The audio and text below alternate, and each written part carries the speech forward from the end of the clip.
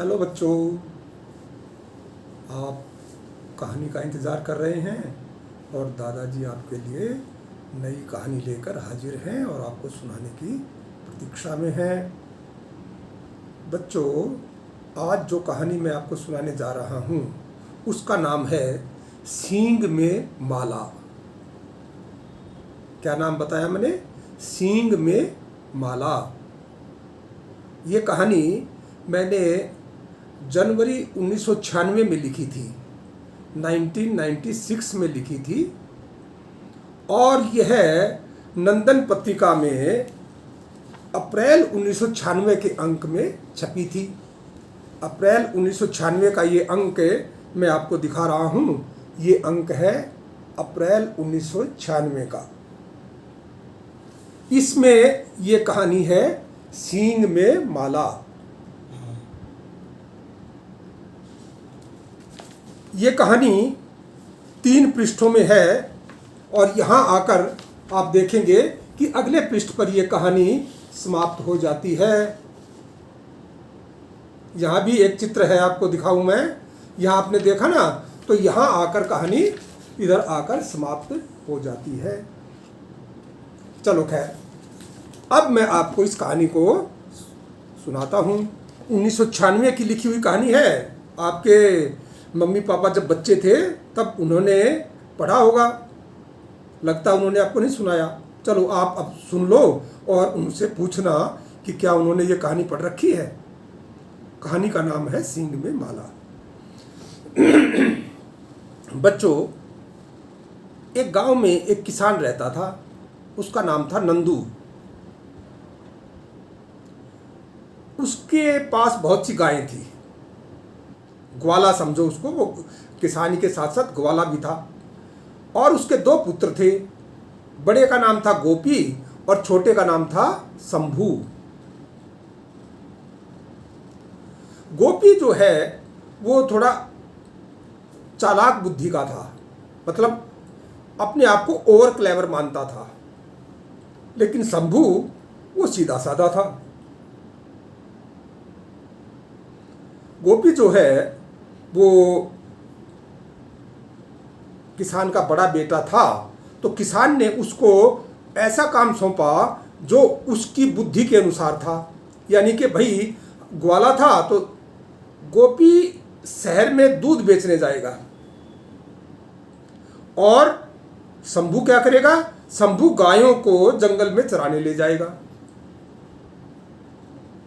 किसान ने सोचा भाई शहर में दूध बेचेगा तो वहां तो चतुर आदमी की जरूरत है। भोला भाला आदमी दूध बेचने जाएगा तो वो कुछ कर ही नहीं पाएगा।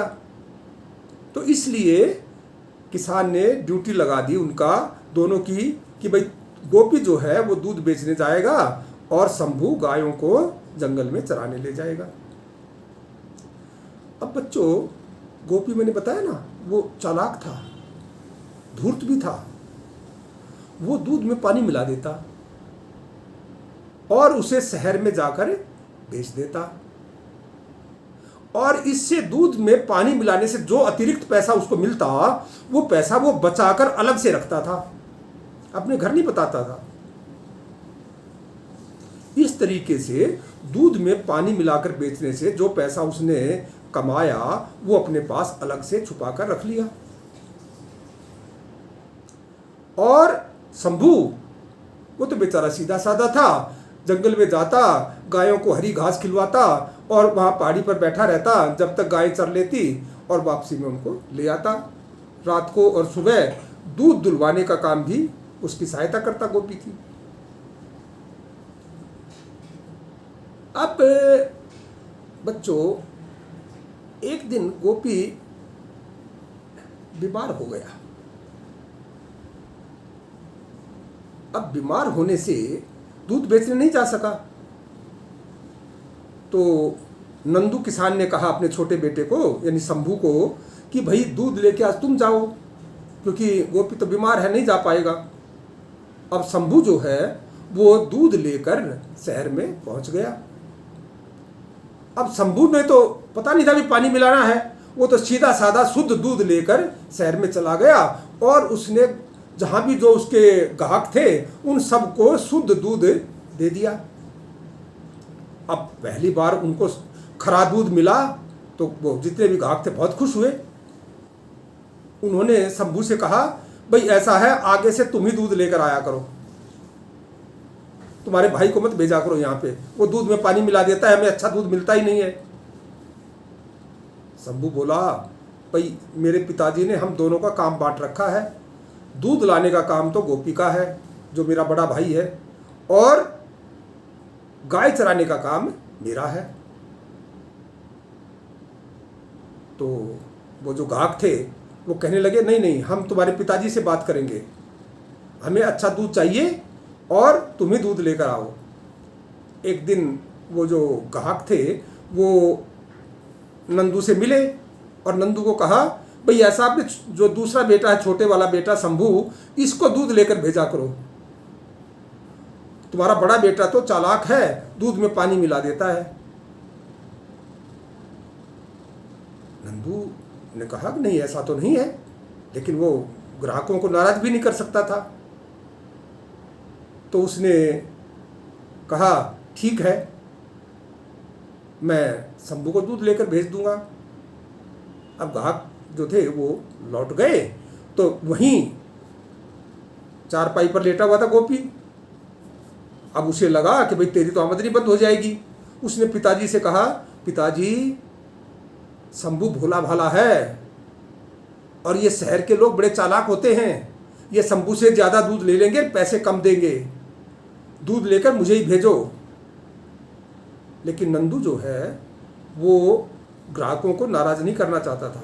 उसने कहा, नहीं भाई, ग्राहकों को ही तो दूध लेना है और शंभू दूध का शंभू लेकर जाए तो उनको ज़्यादा अच्छा लगता है, तो इसलिए शंभू ही दूध लेकर जाएगा। अब हार कर गोपी को गाय चराने जंगल में जाना पड़ने लगा और शंभू दूध लेकर शहर में जाता, वो लोगों को भला दूध देता। एक दिन नंदू बीमार हो गया, यानी कि उनका पिताजी, और बीमार भी सख्त हो गया। उसने अपने दोनों बेटों को अपने पास बुलाया, कहने लगा, भाई ऐसा है, देखो मेरी तो तबीयत ज़्यादा खराब है, पता नहीं कब चल बसूं, मेरी मृत्यु के बाद तुम ऐसा करना, दोनों अपनी जो गायें हैं उनको आधी आधी बांट लेना। अब वो दोनों बेटे उसके साथ खड़े थे, उन्होंने कहा, ठीक है पिताजी। और बच्चों क्या हुआ, उसी रात नंदू का स्वर्गवास हो गया। अब कुछ दिन बीते तो गोपी को तो ये चीज़ खटक रही थी कि भी उसकी आमदनी बंद हो गई थी। उसने ये भी सोचा कि अब लोगों को, जो ग्राहक हैं, उन सबको शुद्ध दूध पीने की आदत हो गई है, अगर मैं दोबारा दूध बेचने जाऊंगा तो मेरे पानी मिले दूध को वो नहीं खरीदेंगे। तो उसने एक उपाय सोचा। उसने गोपी से कहा, ना गोपी ने, नंदू उससे कहा शंभू से कि भाई ऐसा है, अब हम अलग हो जाते हैं, आधी गाय तुम ले लो और आधी गाय मैं ले लेता हूँ, इस तरीके से हम अलग अलग दूध बेचने जाएंगे। अब शंभू क्या कहता, कहता जैसा भाई आप ठीक समझो। अब गोपी ने जो ज़्यादा दूध देने वाली गायें थी, स्वस्थ गायें थी, वो तो अपने पास रख ली और बूढ़ी बूढ़ी गायें जो हैं वो शंभू को दे दी। अब गोपी ने सोचा कि शंभू की गायें जो हैं वो बूढ़ी हैं, थोड़ा दूध देती हैं, अब वहाँ जो जितने ग्राहक हैं उनको पूरा नहीं दे पाएगा, तो हार कर वो ग्राहक मुझसे दूध खरीदेंगे, और जब मुझसे खरीदेंगे तो मैं पानी मिला दूध दूंगा और महंगे दामों पर दूंगा, हार कर उनको खरीदना ही पड़ेगा। अब गाय तो बट गई, आधी गोपी ने ले ली, आधी शंभू के पास चली गई। अब शंभू के पास जैसी भी गायें थी, बूढ़ी थी, बीमार थी, वो उनको ही पहाड़ी पर ले जाता और वहाँ से अपनी ओर से पूरा उनकी सेवा पानी करता और वापस आकर घर से उनमें दूध दूध कर शहर में बेच जाता। सुबह शाम उसने ये कार्यक्रम उसका बन गया। अब शंभू शुद्ध दूध देता था, लेकिन गोपी उसका दूध पूरा नहीं होता था, तो इसलिए हार कर गोपी से उन्होंने दूध खरीदना पड़ता ग्राहकों को, और वो गोपी महंगा भी देता, पानी मिला भी देता। अब ग्राहक भी परेशान थे, क्या करें। एक दिन गोपी दूध लेकर शहर की ओर जा रहा था। उसने देखा सामने मार्ग से कुछ महात्मा आ रहे हैं, साधु। तो गोपी जो है उनसे बच के निकलना चाहता था, क्योंकि उसे पता था कि साधुओं से कुछ के पास जाओगे तो कुछ न कुछ मांग ही लेंगे, इनको कुछ देना पड़ेगा, इसलिए वो बच के निकलना चाहता था। लेकिन क्या करे, रास्ता तो एक था, उसी से गया। तो एक साधु ने, बूढ़ा साधु बोला, बच्चा जरा रुको, हम गंगा स्नान के लिए जा रहे हैं, हमारा पूजा का समय हो गया है, हमें पूजा के लिए थोड़ा सा दूध चाहिए, तुम दे दो। अब गोपी को बहुत गुस्सा आया, ये सुबह सुबह फ्री का दूध लेने वाले, मुफ्त का दूध लेने वाले आ गए, तो मैं इन्हें कहाँ से दूध दे दूँ। बोला, बाबा मैं मुफ्त में दूध नहीं दे सकता। साधु ने अपने गले में रुद्राक्ष की माला थी, कहने लगा, बच्चा हम ये माला आपको दे देंगे, आप ये रख लेना। अब गोपी ने सोचा, मैं माला का क्या करूँगा, मेरे किस काम की। उसने कहा, बाबा मेरे पास दूध नहीं है, और वो निकल गया। अब थोड़ी देर बाद शंभू भी आया, उसी रास्ते से जाना था शहर में उसको दूध बेचने। शंभू आया तो वो साधु फिर मिले।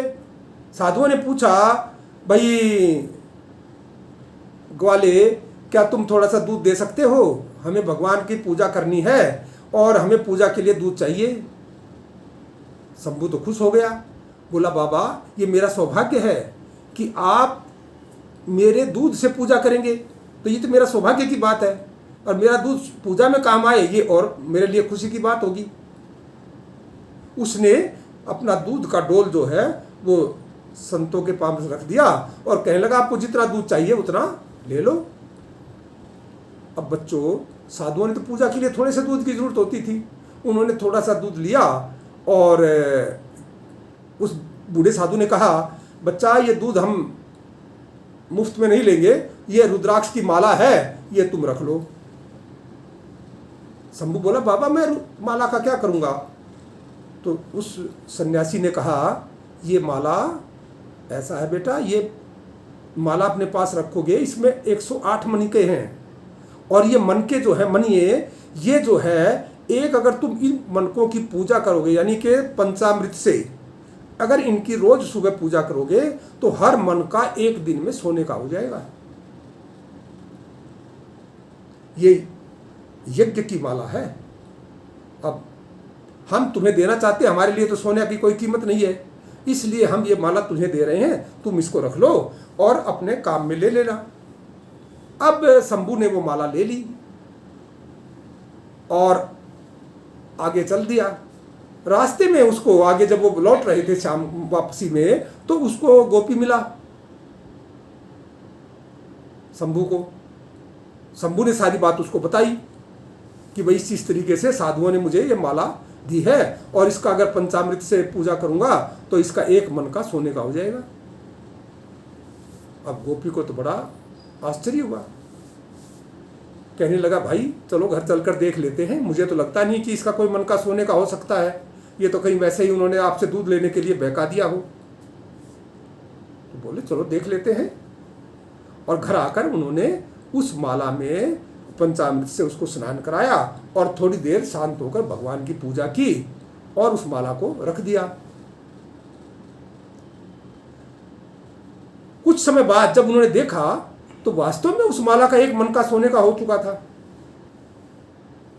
अब तो गोपी को बड़ा पछतावा हुआ कि अगर मैं दूध दे देता तो ये माला मुझे दे रहे थे सन्यासी, तो मेरे पास इतनी माला, इस माला के सारे मन के सोने के हो जाते, उन्हें बेचकर तो मैं गांव का सबसे धनाढ्य व्यक्ति हो जाता, धनवान हो जाता। अब उसने शंभू से कहा, भाई ऐसा है, देख तेरा घर तो है कच्चा, वहां से कोई भी चोर आ गया और इसको उठा ले जाएगा, तू इस माला को मेरे यहाँ रख दे और रोज आके इसकी पूजा कर दिया कर, जब ये सोने की हो जाए तो फिर तू अपने उठा ले जाना। गोपी की धूर्तता का शंभू को ख्याल नहीं था। उसने कहा भाई जैसा आप ठीक समझो। अब वो माला गोपी ने अपने घर में रख ली। अगले दिन शंभू पूजा करने गया तो उसने पूजा की तो फिर दूसरा मनका भी सोने का हो गया, गोपी भी वहीं था। अब गोपी को लगा कि भाई इस तरीके से तो ये कुछ दिनों बाद ये पूरी माला सोने की हो जाएगी और शंभू इसे ले जाएगा। उसने सोचा कि कोई बात नहीं, आज शंभू को जाने दो, मैं इस माला को उठाकर कहीं छुपा दूंगा। तो बच्चों, शंभू ने जैसे पूजा करके वापस घर आया, गोपी ने माला उठाई और जंगल में जाकर एक झाड़ी के अंदर छुपा दी। अगले दिन जब शंभू उसके घर गया पूजा करने के लिए तो वहां माला नहीं थी। शंभू ने पूछा गोपी से, भाई यहाँ माला तो नहीं है। अब गोपी बिगड़ गया, भाई मुझे क्या पता माला नहीं है, चूहा ले गया होगा कोई, या तुमने ध्यान से नहीं रखी होगी, तुमने कहीं इधर उधर रख दी है, तुम्हें खुद ध्यान नहीं है। अब शंभू उसकी चालाकी तो समझ गया, लेकिन क्या करता है, चुप रहा। अब वापस आ गया अपने घर निराश होकर। उधर गोपी रोज सुबह सुबह जब दूध निकालता, पंचामृत से उसकी पूजा करते करते वहां पे मतलब उसकी जंगल में जाकर उस माला का एक मन का रोज सोने का कर लेता। अच्छा बच्चों, शंभू जो है वो तो भूल गया माला की बात। भाई गुम हो गई तो हो गई, चूहे ले गए, जो भी हुआ कारण हुआ वो भूल गया और अपने गायों की सेवा करने में लग गया। रोज दूध बेचने लगा और अपना जैसे दिन प्रतिदिन का कार्य था उसी तरीके से करता रहा। अब गोपी जब उस माला की पूजा करने जाता था तो चुपचाप जाता, किसी को पता न लगे, और इस तरीके से करते करते काफी मन के सोने के हो गए। अब एक दिन शंभू दूध बेचकर वापस घर आया और अपनी गायों को लेकर वो जंगल में चला गया। शाम को गाय चरती रही शाम तक, और शाम को जब वो वापसी में आ रहा था तो गाय चरते चरते चरते चरते एक बूढ़ी गाय जो है वो उसी झाड़ी के पास पहुंच गई जिस झाड़ी में माला, क्योंकि वहां घास था, माला उसी में छुपा रखी थी गोपी ने। अब वो गाय ने घास चरने के लिए जैसे ही झाड़ी में सिर लगाया, वो माला जो है वो गाय के सींग में उलझ गई। अब गाय तो चरते चरते अपना बाहर उधर चली गई, गांव की तरफ जा रहे थे सब गाय, उनके साथ साथ वो भी चली गई और उसके सींग में माला थी। जब शंभू ने देखा कि गाय के सींग में कुछ उलझा हुआ है, उसने पास जाकर देखा तो देखा उसमें तो अरे यही तो वही माला है, और इसके तो सारे मनिये लगभग 2 मनिये छोड़ रखे हैं, बाकी 106 मनिये सोने के हो चुके हैं। अब शंभू को विश्वास हो गया कि जरूर ये माला गोपी ने ही छुपाई थी। अब वो चलते जब गांव की तरफ गया तो उसे आगे गोपी मिला। शंभू ने माला उसको दिखाते हुए कहा, गोपी भाई ये देखो ये माला मिल गई, और ये माला जो है सोने की हो गई है। अब गोपी को काटो तो खून नहीं, उसको कोई जवाब देते ना बने, क्या जवाब दे, अब तो कुछ मतलब उसकी चोरी पकड़ी जा चुकी थी। तो बच्चों, शंभू ने घर लाकर माला को अपने घर में रखा और 2 दिन तक उसकी और पूजा की। इस प्रकार उसके 108 मनिये जब सोने के हो गए तो उसने उस माला को शहर में ले जाकर अच्छी कीमत पर बेच दिया। अब उसके पास इतने पैसे हो गए कि वो अपनी हवेली भी बनवा सकता था। उसने हवेली बनवाई और बाकी पैसों की गाय ली, और गाय होने के बाद अब उसका इतना दूध हो गया कि शहर में जितने भी ग्राहक थे उन सबको पूरा हो जाता। अब गोपी से कौन दूध खरीदता, भाई पानी मिला हुआ दूध। जब शंभू ने ही सबको दूध देना शुरू कर दिया तो हार कर गोपी को भी क्या करना पड़ा कि खरा दूध बेचना पड़ा, और वो भी कम कीमत पर, तभी उसका दूध बिकता था। तो बच्चों, ये कहानी सींग में माला आपने देखी ना, ये 1996 में लिखी गई थी और 1996 में प्रकाशित हुई थी। इसकी अंतिम पंक्ति मैं आपको पढ़कर सुना दूं तो आपको भी लगेगा कि ये कहानी पूरी तरह से वैसे ही है जितनी रोचक उस समय थी। उसने माला बेचकर और गायें खरीद ली। अब उसके पास गोपी से अधिक गायें हो गई। उसने पक्की हवेली भी बनवा ली। कुछ धन गरीबों को दान कर दिया। उसके पास काफ़ी दूध था, इसलिए किसी भी ग्राहक को गोपी से पानी मिला दूध नहीं खरीदना पड़ता। हार कर गोपी को भी असली दूध बेचना पड़ता, वह भी सस्ते दामों पर। बच्चों, आपको कहानी कैसी लगी जरूर बताना, और कल आपके लिए मैं और एक बढ़िया सी कहानी लेकर हाजिर होऊंगा। नमस्कार।